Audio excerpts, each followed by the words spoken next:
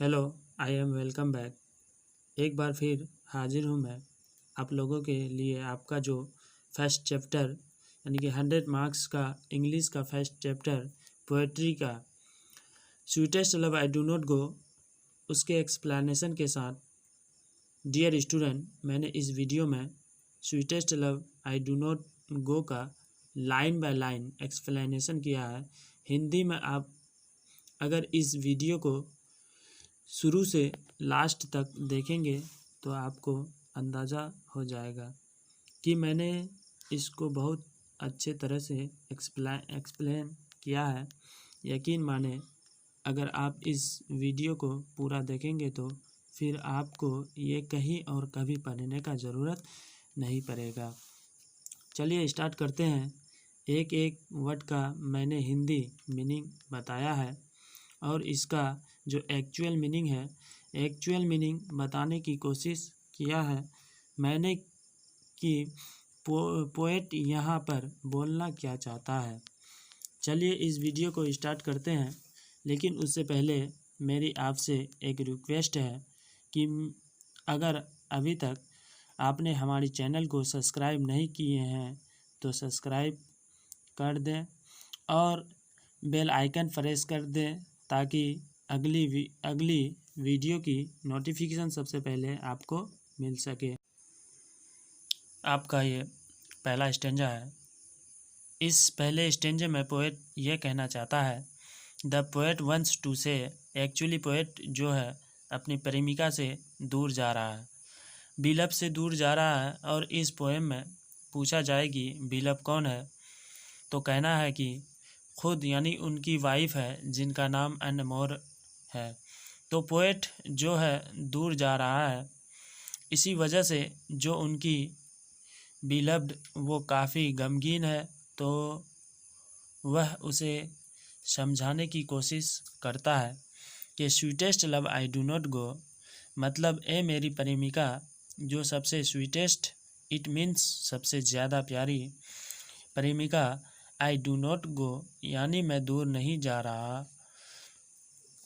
For weariness of the का मतलब होता है तुम। पोएट्री में दी दो देन का मतलब तुम होता है।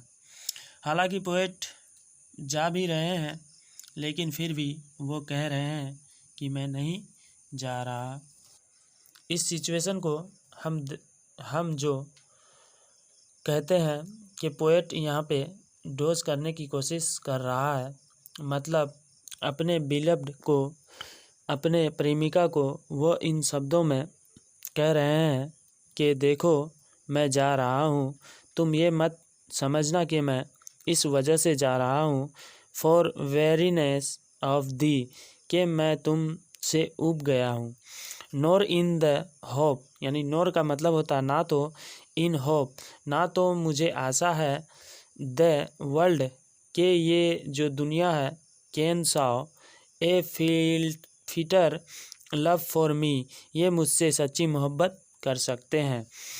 तो पहली 4 लाइन का मतलब है, ए मेरी प्रेमिका मैं तुमसे इसलिए नहीं दूर जा रहा हूँ कि मैं तुमसे ऊब गया हूँ, या मैं तुमसे बेजार, या मैं तुमसे थक गया हूँ, और ना ही मुझे ये आशा है कि ये दुनिया वाले हैं वह मुझसे सच्ची मोहब्बत कर सकते हैं।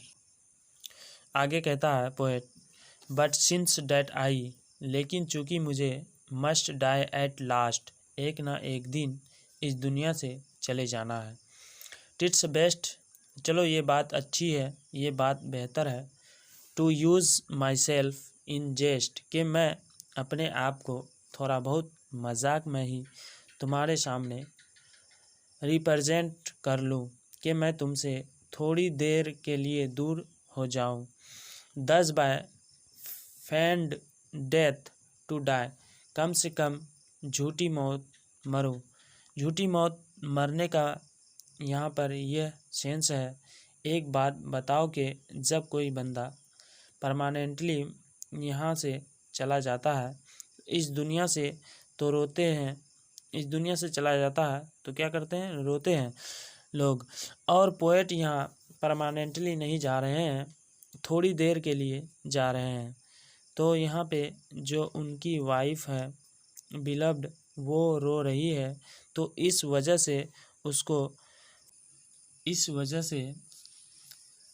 उसको फ्रेंड डेथ, यानी कि फ्रेंड डेथ किसे कहते हैं, वह मौत जो थोड़ी देर के लिए हो, यानी कि वह मौत जो थोड़ी देर के ही लिए हो उसको फ्रेंड डेथ कहते हैं। तो पोएट कहता है चलो देखते हैं, चूँकि मुझे एक ना एक दिन मर जाना है, तो ये बेहतर है कि मैं अपने आप को थोड़ी देर के लिए मजाक में ही सही तुम्हारे सामने इस तरह से रिप्रेजेंट करूं, चलो मेरे जाने से तुमको अफसोस हो और तुम रोने लगो, ताकि जब फाइनली इस दुनिया से चला जाऊं तो तुम्हें रोने के लिए ज़्यादा मेहनत ना करनी पड़े। ये इसका लिटरल मीनिंग है। तो पहले स्टेंजा में पोएट अपने प्रेमिका से दूर जाते हुए कहते हैं, ऐ मेरी प्रेमिका, मैं तुमसे इसलिए दूर नहीं जा रहा हूँ कि मैं तुमसे ऊब गया हूँ, और ना मुझे आशा है कि यह दुनिया में तुमसे ज़्यादा सच्ची मोहब्बत कर सकती है। हाँ, चूँकि एक दिन मुझे इस दुनिया से चले जाना है, तो चलो बढ़िया है मैं अपने आप को थोड़ी देर के लिए ही सही मैं तुमसे अलग हो जाऊं, ताकि तुम रो, और जब फाइनली इस दुनिया से चला जाऊं तो तुम्हें उसके लिए ज़्यादा मेहनत ना करनी पड़े। ये पहले वाले स्टेंजा का मतलब है। अब हम आगे चलते हैं। सबसे पहले मैं आपको बता दूं कि जो sweetest love I do not go है, ये एक लव पोएम है जिसको लिखा है जॉन डन ने, और जॉन डन इंग्लैंड के एक बड़े मेटाफिजिकल पोएट रहे हैं। इस वाले पोएम में, जो कि एक लव पोएम है, जो वो इस सिचुएशन को डील कर रहे हैं जब एक प्रेमी अपने प्रेमिका से दूर जा रहा होता है, तो उसकी प्रेमिका जो है, उसकी जो बिलव्ड है, वो काफ़ी गमगीन हो जाती है, उदास हो जाती है। तो वो उसको मनाने की कोशिश करता है। जिन शब्दों में उसे पर वे पूरी पोएम आधारित है, जो 5 स्टेंजा में बटी हुई है, और हर एक स्टेंजा में टोटल 8 लाइन है, यानी 40 लाइनें हैं। इस वाली पोएम में जहाँ पर भी डिफ़िकल्ट वर्ड मुझे दिख रहे हैं, मैंने उन सब की हिंदी मीनिंग यहाँ पर लिख दिया है, और हर एक स्टेंजा को मैंने एक पिक्चर के ज़रिए समझाने की कोशिश की है। हर स्टेंजा का जो असल मतलब है उसको मैंने पिक्चर के ज़रिए यहाँ रिप्रेजेंट किया है। अब हम आगे चलते हैं। ये जो सेकेंड स्टेंजा है, इस सेकेंड स्टेंजा में एक्चुअली देखे यहाँ में मैंने पिक्चर से रिप्रेजेंट किया है। पोएट यहाँ पे मेटाफर का यूज़ करते हैं। मेटाफर एक्चुअली कहते हैं इंग्लिश पोएट्री को, इसको हिंदी में हम रूपक कहते हैं, और मेटाफर कहते हैं जब हम अपनी तुलना किसी से करते हैं बिना लाइक और एस के। तो पोएट यहाँ पर अपनी तुलना कर रहे हैं, किससे कर रहे हैं, सूरज से कर रहे हैं। तो पोएट कहते हैं अब उनकी प्रेमिका गमगीन है, तो मनाने की कोशिश करते हैं और कहते हैं, ये कहना चाहते हैं, देखो मैं भी लौट आऊँगा, तुम परेशान मत हो, है ना। मैं अगर किसी सफ़र पे जा रहा हूँ तो ऐसा नहीं कि मैं नहीं लौटूँगा, मैं लौटूँगा ज़रूर। तो फिर पोएट कहते हैं, देखो यस्टर नाइट, अपनी तुलना सूरज से करते हुए कहते हैं, यस्टर नाइट देखो कल रात की बात है। द सन वेंट हैंस, कल सूरज चला गया। And yet is here today, और फिर से आ गया। ही हैथ यानी has no desire nor sense, ना तो उसके पास इच्छा है ना ही उसके पास बुद्धि है। नोर हाफ, और ना ही जीवन साथी है। सो शॉर्ट ए वे, इतने छोटे से रास्ते में। मतलब पोएट ये कहना चाहते हैं, देखो मेरी जान, कल का ये जो सूरज है वो चला गया और आज वो फिर से यहाँ हाजिर है। उसके पास ना तो इच्छा है ना तो उसके पास बुद्धि है और ना ही इतने छोटे से अवधि में उसका कोई जीवन साथी है। देन फियर नॉट मी, तो मुझे लेकर तुम्हें डर काहे का। बट बिलीव, बल्कि तुम यकीन रखो। That I shall make speedier journey, कि मैं अपने सफ़र को कामयाब बनाऊंगा। सिंस चूँकि I take more wing and spurs than he, मेरे पास ज़्यादा उत्साह और उमंग है दैन ही, उस सूरज के तुलना में। इसको फाइनली मैं समझा दूँ। पोएट अपने महबूबा को मनाने की क्रम में अपना तुलना सूरज से करते हुए कहते हैं, मेरी जान, देखो कल का सूरज जो डूब गया आज फिर यहाँ आ गया है। और इतने से छोटे रास्ते में उस सूरज के पास ना तो इच्छा है ना बुद्धि है और ना ही कोई जीवन साथी है। तो मेरे बारे में तुम क्यों डर रही हो, बल्कि तुम यकीन रखो, मैं अपने सफ़र को कामयाब बनाऊंगा, क्योंकि मेरे पास सेंस भी है, डिज़ायर भी है और जीवन साथी भी है, और उससे ज़्यादा उत्साह और उमंग है। अब अगले स्टेंजा में पोएट जो है यहाँ पर तीसरे स्टेंजा में ये कहता है, इंसान के कमज़ोर होने की बात को रिप्रेजेंट करता है कि देखो इंसान कितना कमज़ोर है कि वह अपना बुरी किस्मत के आगे घुटने टेक देते हैं। चलिए इसको एक्सप्लेन करते हैं लाइन बाय लाइन हम। O how feeble is man's power, देखो मनुष्य की शक्ति वो कितनी कमज़ोर है। That if good fortune fall, अगर इसकी किस्मत अच्छी होती है तो फॉल मीन्स यहाँ पे गिरना पड़ना नहीं बल्कि आना।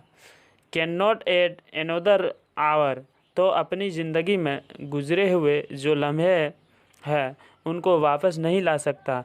Nor a lost hour recall, ना ही गुज़रे हुए लम्हों को वापस बुला सकता है। बट कम बैड चांस, लेकिन बुरे हालात तो आते हैं। And we join to it our length, और हम क्या करते हैं कि इसको अपने स्ट्रेंथ में शामिल कर लेते हैं। उस बुरे दौर के सामने हम जो है उसके सामने हमारी शक्ति जो छीन हो जाती है, टूट जाती है। And we teach it art and length, और हम उनसे जो है डटे रहना सिखाते हैं। जो बुरी किस्मत है उसको मतलब और कंटिन्यू अपने ऊपर हम छाए रखते हैं। Itself over age to advance, इस तरह ये बुरी किस्मत हम पर हमेशा छाई रहती है, गालिब रहती है। यहाँ वो ये कहना चाहते हैं कि देखो लवर के पास तो चॉइस नहीं है जाने की। Lover has no choice but to go, हालांकि लवर जाना नहीं चाहता है लेकिन फिर भी उसको जाना पड़ रहा है। यानी उसके पास अपनी किस्मत से लड़ने के लिए कोई ऑप्शन नहीं है।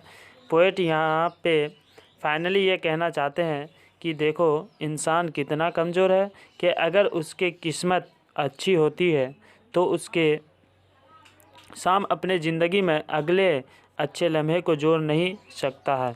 बुरी किस्मत होती है तो वे फिर उसके सामने घुटने टेक देता है। बुरी किस्मत उस पर छाई रहती है, गालिब रहती है। यानी देखो अगर अभी जो है मैं किसी सफ़र पे जा रहा हूँ, चाहकर भी अपने आप को रोक नहीं सकता, यानी मेरे पास ये ताकत नहीं है ओवरकम करूँ अपने किस्मत से जो लड़ लूँ और मैं आपके पास रुक जाऊँ, यानी कि तुम्हारे पास रुक जाऊँ, नहीं मुझे जाना होगा। पोएट यहाँ पर ये कहना चाह रहे हैं। अब अगला है स्टेंजा नंबर 4 और अब बिल्कुल करीब जाने का वक्त आ गया है। उनकी जो बिलव्ड है, उनकी जो प्रेमिका है, जिनका असली नाम अन्नमोर था, वह रो रही है, तो उनको मनाने की कोशिश करते हैं। पोएट कहते हैं, व्हेन दो साइट, मैंने कहा दो के माने तुम होता है। पोएट्री में साइट के माने कराना। जब तुम कराती हो दो साइट नोट वाइन, तो ऐसा नहीं है कि तुम बस कराती हो और वह हवा निकलती है उससे, बट साइट माई शोल एवे, बल्कि उससे जो हवा निकलती है ऐसा मालूम पड़ता है कि मेरे रूह निकल जाती है। सोल के माने आत्मा होता है। व्हेन दो विप, जब तुम रोती हो। एंड काइंडली, काइंड बिल्कुल बेरहम की तरह। माई लाइफ ब्लड डोथ डेके, तो मेरे जो जिस्म का खून है वो बिल्कुल जम जाता है। इट कैन नॉट बी, ऐसा नहीं करो। डैड दो लव मी, जैसा कि तुमने कहा कि तुम मुझसे प्रेम करती हो। अज दो से, क्योंकि तुम खुद ही कहती हो। इफ़ इन थिन, अगर तुम में माई लाइफ यानी मेरा जीवन बसता है। दो वेस्ट, तो तुम उसको बर्बाद कर रही हो। That art the best of me, तुम मेरे लिए ज़िंदगी का सबसे अनमोल नमूना हो। खैर पोएट ये कहने की कोशिश करता है कि देखो, जब तुम कराती हो तो ऐसा लगता है कि मेरे जिस्म से मेरी रूह निकल जाती है, और जब तुम रोती हो तो बिल्कुल बेरहम की तरह, तो यूँ मालूम पड़ता है जैसे मेरे जिस्म का खून जम गया हो। ऐसा तो मत करो मेरी जान, क्योंकि तुम खुद कहती हो तुम मुझसे प्रेम करती हो, और अगर मैं तुम में बसता हूँ तो तुम रोती तो उससे मुझे भी तकलीफ़ होगी, क्योंकि तुम मेरे जीवन का सबसे आखिरी अनमोल नमूना हो। अब हम आगे बढ़ते हैं।